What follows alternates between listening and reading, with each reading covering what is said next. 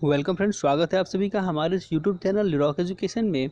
और finite element method की series को कंटिन्यू करते हुए हम आज यहाँ पर एक प्रॉब्लम देखने वाले हैं। और इस प्रॉब्लम को सॉल्व करने के बाद आप बहुत सारे कॉन्सेप्ट को आसानी से समझ पाएंगे और सिमिलर पैटर्न का ही यूज करके आप बहुत सारे क्वेश्चंस को बना पाएंगे। तो जैसा कि आप क्वेश्चन ये देख रहे हैं यहाँ पे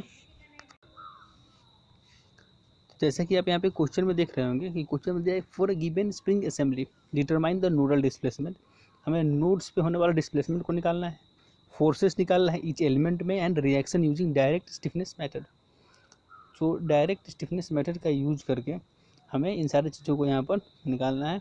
और यहाँ पे पी का जो वैल्यू है वो 26 लेना है। तो यहाँ पहले से साइन किया हुआ है कि पी का वैल्यू आपको 26 लेना है। तो सबसे पहले क्वेश्चन डिस्क्रिप्शन को समझते हैं। जो F1 इक्वल टू R1 जो लिखा हुआ है वो तो सिंबल तो मैंने बनाया हुआ है और ये अज्यूम किया गया है कि F1 इक्वल टू R1 यानी जो reaction force at one node है वो इस डायरेक्शन में है। हमारे पास 4 एलिमेंट है, यानी स्प्रिंग एलिमेंट 4 है हमारे पास। नोड्स हमारे पास 5 है, नोड्स की नंबरिंग भी की गई है। और F1, F2, F3, F4, F5 5 nodal points पे फोर्सेस हैं। और F3 पे हमारे पास P किलो न्यूटन का फोर्स है। और करस्पॉन्डिंग डिस्प्लेसमेंट जैसे आप देख ही रहे होंगे U1, U2, U3, U4 और U5 हमारे पास करस्पॉन्डिंग इसकी डिस्प्लेसमेंट दी गई है।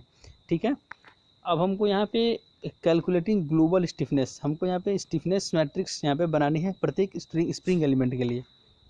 ठीक है, तो P की वैल्यू है 26 में 4 मल्टीप्लाई करेंगे हम तो 104 हो जाएगा। और किलो को तो 10⁻³ हम साथ में ही रखेंगे। तो स्प्रिंग एलिमेंट 1 के लिए तो पिछले सेशन में हम लोगों ने स्टिफनेस मैट्रिक्स की डिराइवेशन की थी, तो वहाँ पे हम लोगों को मिला था कि स्टिफनेस निकालना है अगर 1D बार एलिमेंट के लिए तो AE/L एंड ब्रैकेट में 1 -1 यानी कि मैट्रिक्स फॉर्म में 1 -1 फिर -1 एंड 1 लिखा हुआ था।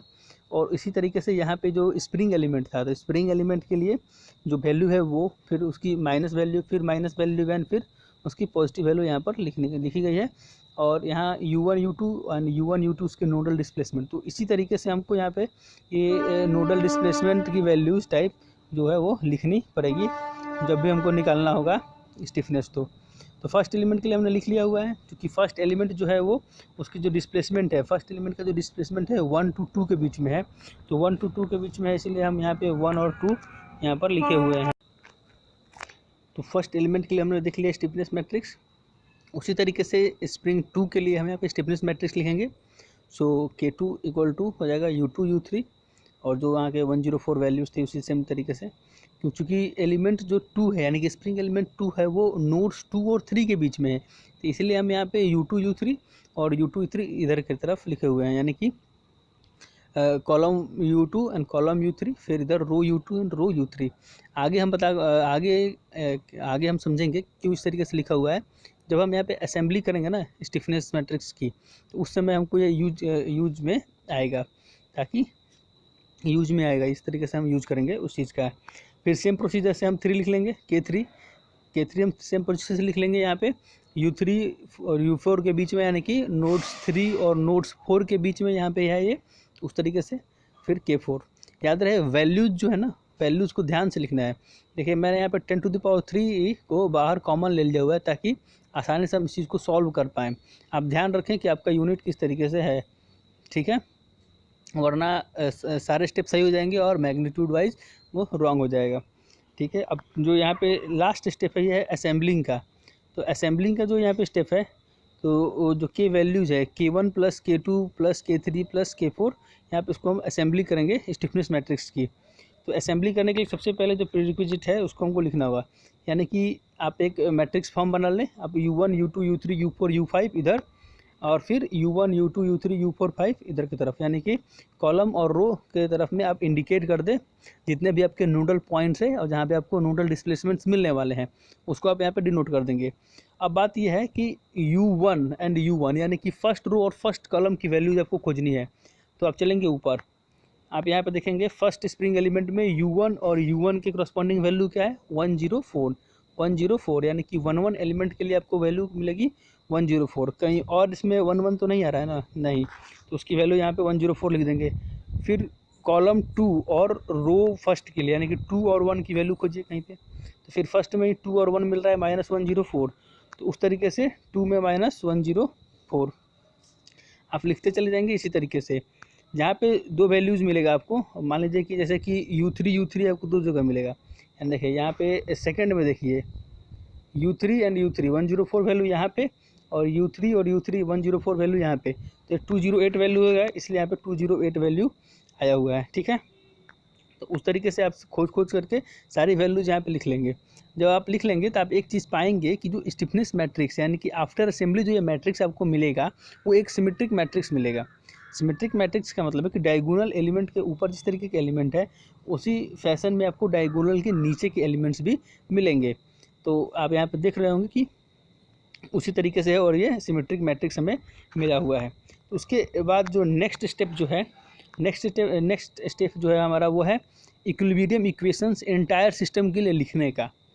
ठीक है, तो फर्स्ट हम लिखते हैं वहाँ पे स्टिफनेस, फिर वहाँ पे उसके बाद हम असेंबलिंग करते हैं उस स्टिफनेस की, फिर हम लिखते हैं इक्विलिब्रियम कंडीशन। तो आपको पहले पता है कि इक्विलिब्रियम इक्वेशन जैसे कि stiffness matrix into displacement vector equal to force vector, जैसे मैट्रिक्स के into matrix Q equal to matrix F, जैसे कि यहाँ पे लिखा हुआ है। तो सारी वैल्यूज़ को वहाँ पे फिर से रीराइट कर देंगे, यानी कि फिर से लिख देंगे। हमारे पास 5 नोडल डिस्प्लेसमेंट्स थी, तो 5 नोडल डिस्प्लेसमेंट्स यहाँ पे, और उसके करस्पॉन्डिंग 5 हमारे फोर्स थे, तो वो होगा, और ये हमारा इक्वेशन 1 मान लिए। अब हमें इसमें बाउंड्री कंडीशंस को अप्लाई करनी है। तो बाउंड्री कंडीशंस में जैसे आप देख रहे होंगे U1 U5 पे डिस्प्लेसमेंट 0 है। क्यों? क्योंकि वो फिक्स्ड एंड था, इसलिए यहाँ पे डिस्प्लेसमेंट 0 था। और F3 की वैल्यू हमें 26 किलो न्यूटन्स ऑफ फोर्स दी गई थी, तो वो वहाँ पे पुट कर दी जाएगी। तो इसके बाद हम यहाँ पे क्या करेंगे, फिर से उसी तरीके का मैट्रिक्स को यहाँ पे हम उसको कॉपी कर लेंगे। अब देखिए यहाँ पे आता है एलिमिनेशन प्रोसेस, क्योंकि डिस्प्लेसमेंट 0 है, सो एलिमिनेशन टेक्निक का हम इस्तेमाल करेंगे। और आप देख रहे होंगे कि जहाँ जहाँ पे डिस्प्लेसमेंट 0 है, जहाँ पे डिस्प्लेसमेंट 0 यानी कि U1 एंड U5 पे जब डिस्प्लेसमेंट 0 था, तो 1 और 5 के रो एंड कॉलम्स को हम यहाँ पे एलिमिनेट कर देंगे। ध्यान से, जहाँ पे डिस्प्लेसमेंट 0 था वहाँ पे हम उसके रो और कॉलम को एलिमिनेट कर देंगे। देखिए हमने फर्स्ट रो को एलिमिनेट किया एंड फिफ्थ रो को एलिमिनेट किया, उसी प्रकार से फर्स्ट कॉलम और फिफ्थ कॉलम को हमने एलिमिनेट कर दिया हुआ है। एलिमिनेट कर दिया, उसके बाद हमारे पास 3/3 का एक मैट्रिक्स आ जाएगा इस तरीके से, जैसे आप देख रहे होंगे। इस मैट्रिक्स को यहाँ पे लिख लेंगे और फिर इसको एक्सपेंड फॉर्म में हम लिखेंगे।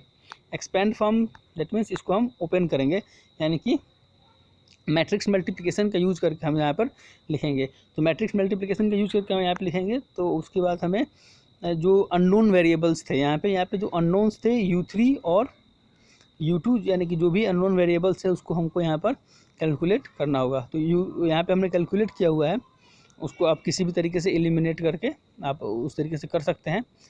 ठीक है, कैलकुलेटर का भी इस्तेमाल करके आप इस चीज़ को एलिमिनेट कर सकते हैं।